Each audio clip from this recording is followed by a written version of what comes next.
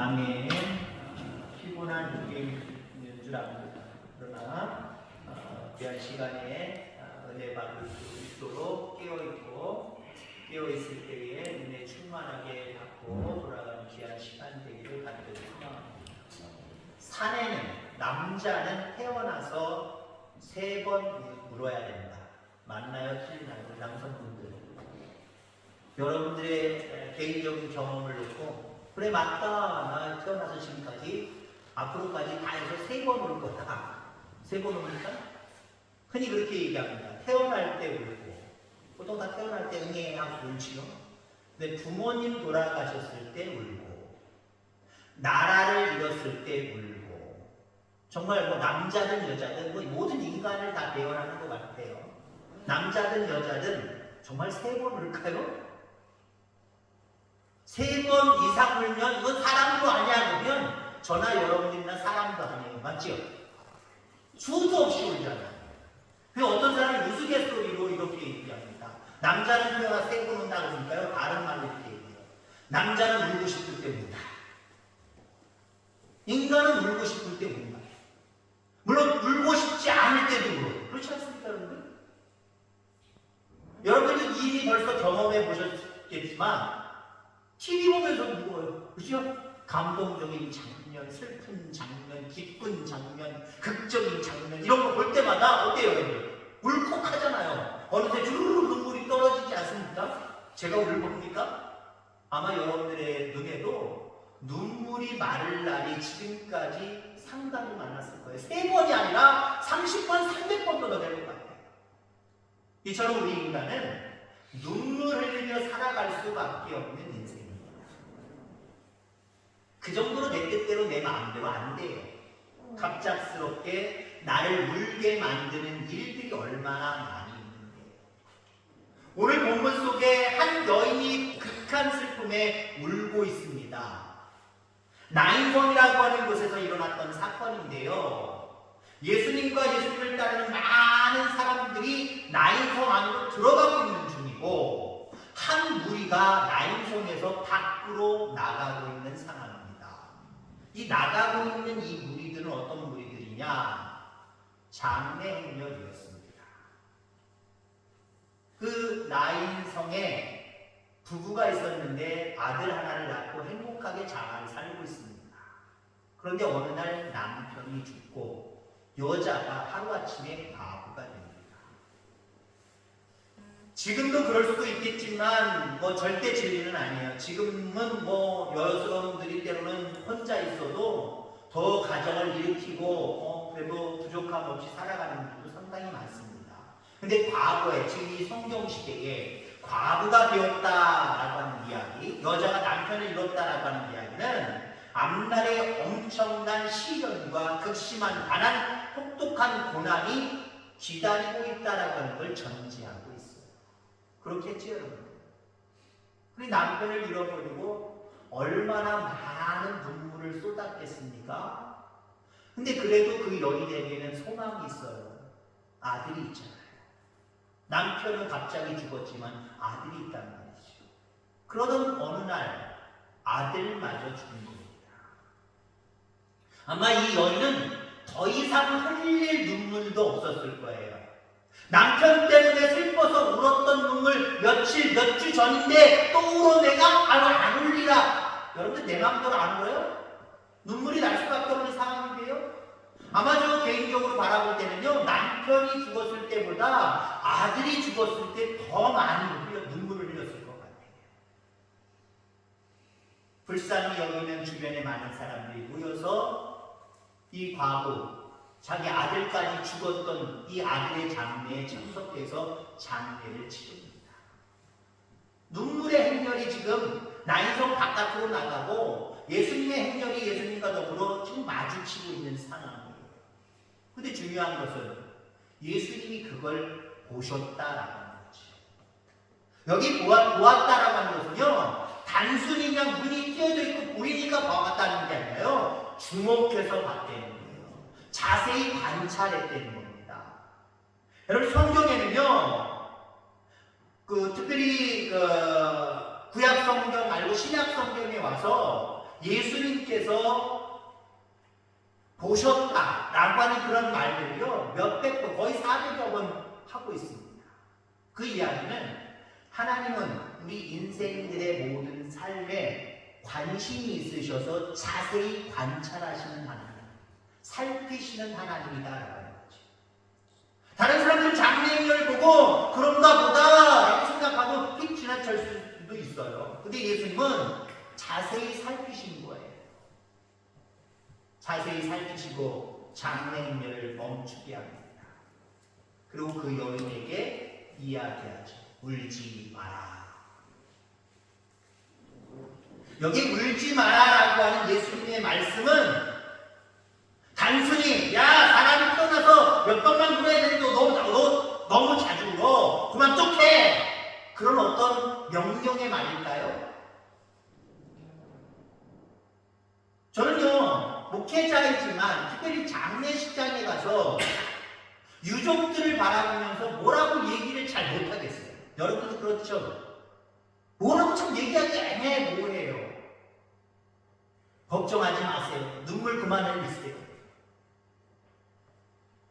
하나님 나라 가셨습니다. 그게 제일 좋은 것 같아요.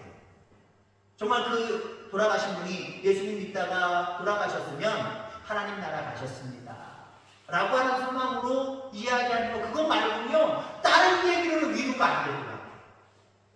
다른 얘기 뭘 할까 곰곰이 생각해도 생각이 나지 않아요. 그만 울어. 자꾸 울어. 울지 마. 그럴 수 있어요, 여러분? 우리가 그렇게 얘기해봐야 그 사람에게 도움도 안 될 뿐더러 우리가 그 분에서 눈물을 쏙 마를 수 있도록 우리가 해줄 수 있는 어떤 능력이 있나요? 여기 예수님께서 울지 마라라고 하는 것은요 단순히 너 너무 많이 우는 것 같아. 눈이 충충 부었어. 그만 울어. 그 얘기 아니에요.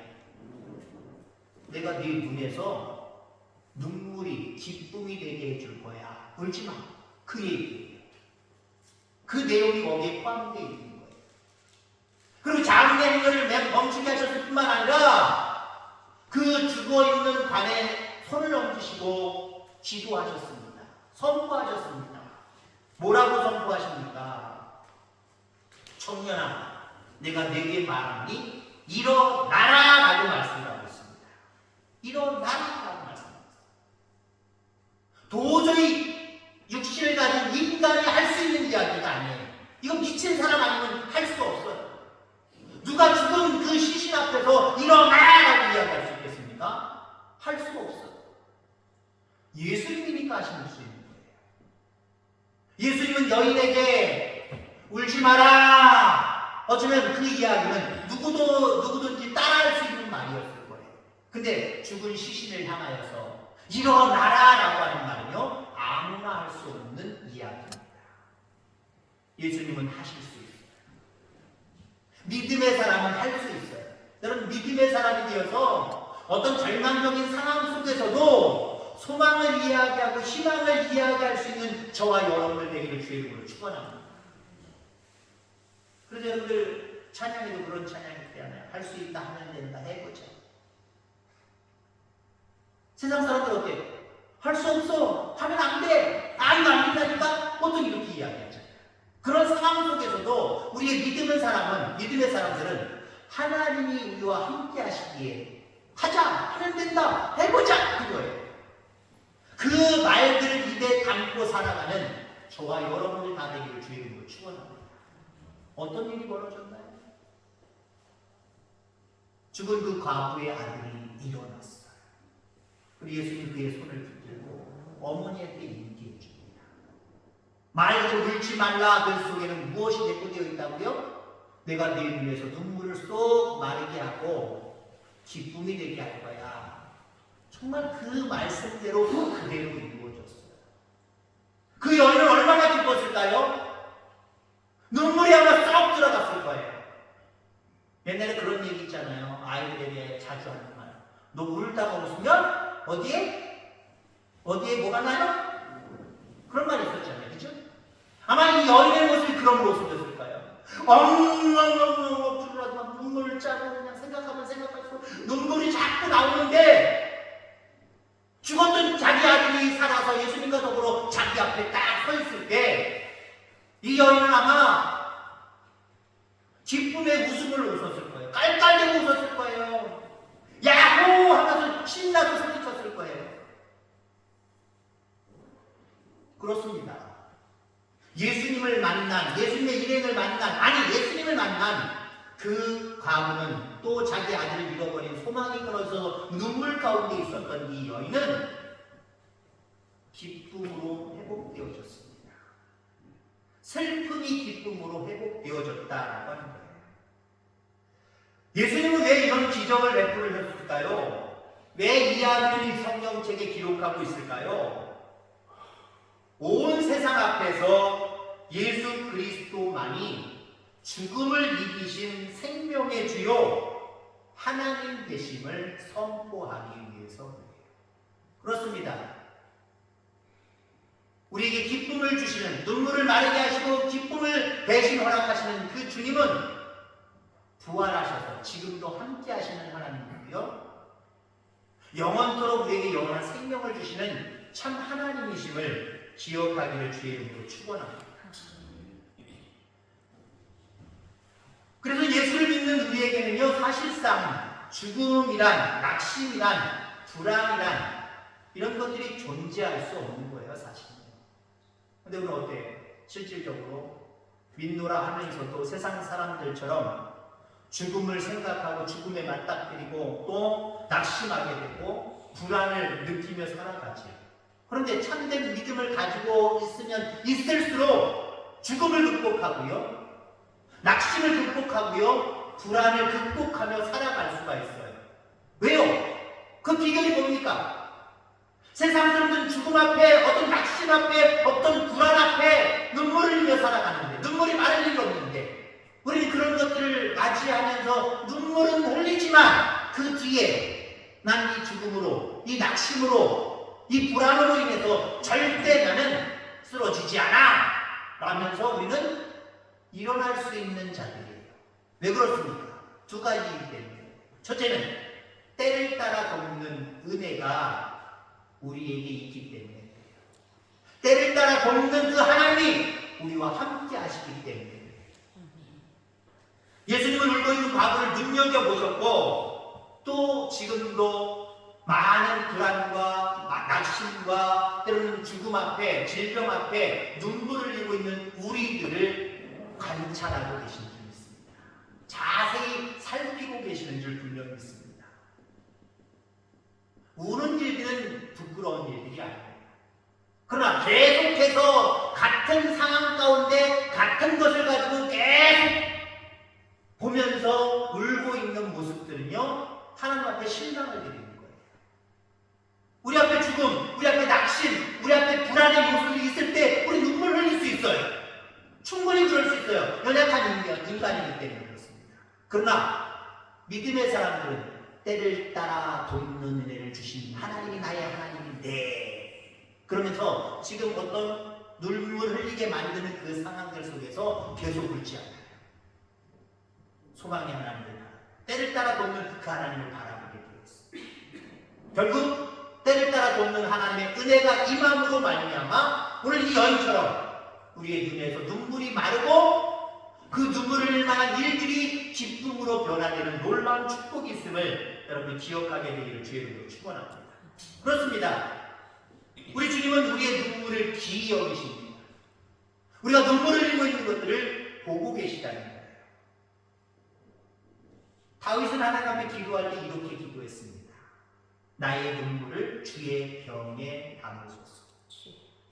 주님 앞에 맡기고 흘리는 눈물은요, 하나님 나라의 주님의 병에 담긴대요.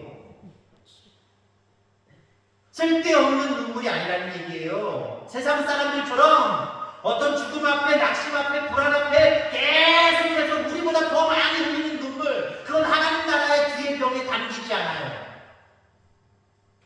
우리의 눈만 퉁퉁 붓게만 흘릴 뿐이지요. 그런데 비록 그 사람들처럼 처음에는 육신의 눈물만 흘리다가도 때를 따라 돕는 하나님을 생각하고 그 하나님 앞에 맡기고 여전히 맡겼지만 눈물을 흘릴 수밖에 없잖아요. 이걸 건 아직 아닙니다.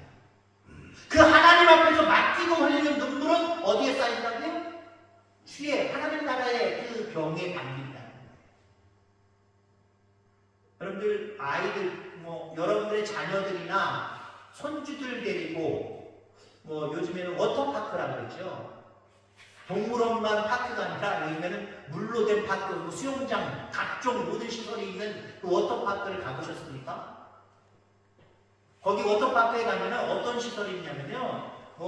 흔히 바이킹이라고 하는데 이만한 이렇게 생긴 그 바가지 같은 큰 게 있어요. 그 위에서 물이 쌓여요. 어느 정도 쌓이면 그게 이 주례가처럼 이렇게 있다가요. 푹 쏟아요. 그러면 그 밑에 사람들이 다다다다 몰려있다가 쳐다보다가요. 그 떨어지는 물을 확 머리로 받는 거, 이런 걸 받는 거예요. 물론 상처를 주거나 아픔을 주거나 다치게 하지는 않아요. 너무 적은 아이들 거기 있으면 안 돼요. 그거 여러분 보셨습니까? 거기 장치가 분명하게 있어요. 요렇게만, 겉으로는 요렇게만 생겼는데요. 사실 그 안에 이렇게 수평적인 부분으로 이 균형을 유지하지 못하도록 불균형하게 만든 그 안에다가 뭘 또 댄 거예요. 그러니까 이렇게 해서도 물이 요렇게만 있으면 계속 쏟아지면 양쪽으로 넘칠 텐데 한쪽으로 쏟아지는 이유는 이렇게 불균형하게 만들었기 때문에 물이 쌓이면 쌓일수록 이렇게 넘어지게 만든 거거든요. 균형을 그쪽으로 무게중심을 준 거거든요. 확 쏟아져.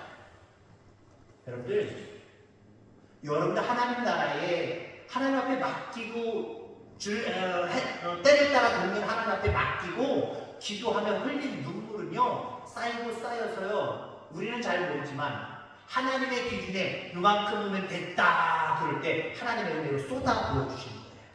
그 우리의 눈물이 하나님의 은혜로 변해서 우리에게 다 쏟아 부어주시는 거예요. 그렇게 한번 생각해 보시기 바랍니다. 그러니까 주님께 맡기고 기도하시기 바랍니다. 주님께 맡기고 우시길 바랍니다. 물어도요 두 종류의 운이 있다니까요.